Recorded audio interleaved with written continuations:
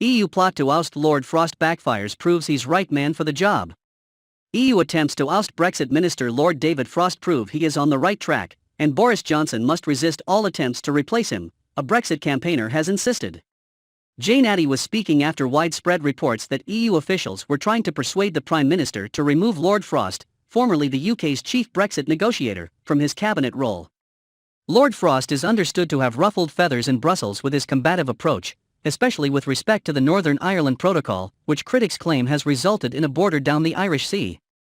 The issue has been in the news this week, with Yael Lampert, a senior official at the US Embassy, reportedly telling Chief Lord Frost the UK government was inflaming tensions in Northern Ireland.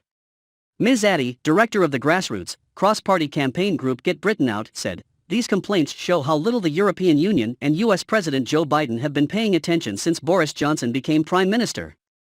They simply do not seem to recognize the only option the EU has proposed. Signing up to dynamic alignment to EU regulations would be an insult to the sovereignty of the United Kingdom.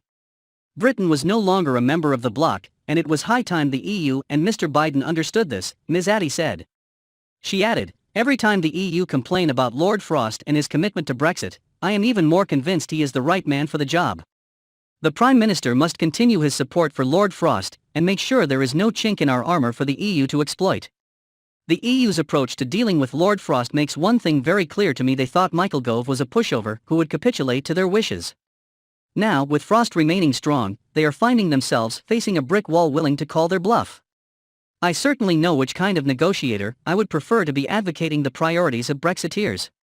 Referring to events in Cornwall, Ms. Addy said, "With the Prime Minister taking Lord Frost to the G7 summit, where yet more interferences will be anticipated, perhaps Frost could even sit down with President Biden and explain the President's grave misunderstandings of both the Northern Ireland Protocol and the Good Friday Agreement. This is not about President Biden having a fraction of a drop of Irish blood in his veins from many years back. This is about maintaining our United Kingdom and our sovereignty. The European Union has played games with the sensitivity over the Irish border issue ever since we voted to leave in the 2016 EU referendum. Now the consequences of this are coming home to roost. The United Kingdom would not be divided by the European Union's petty games, not would it stay under the control of the EU," Ms. Addy said. "I just give you one statistic: 20% of the checks conducted across the whole of the perimeter of the EU are now done in Northern Ireland, 3 times as many as happen in Rotterdam."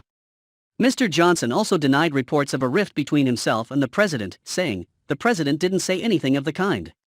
But what I think you can certainly say is that everybody, and that includes me, includes our friends in Brussels, it includes Washington, everybody has a massive interest in making sure that we keep the essential symmetry of the Good Friday Agreement, we keep the balance." Speaking to Sky News, Foreign Secretary Dominic Raab said Mr. Johnson was eager to raise the protocol with the President so he could be very clear on our position, but said the pair didn't linger on the issue.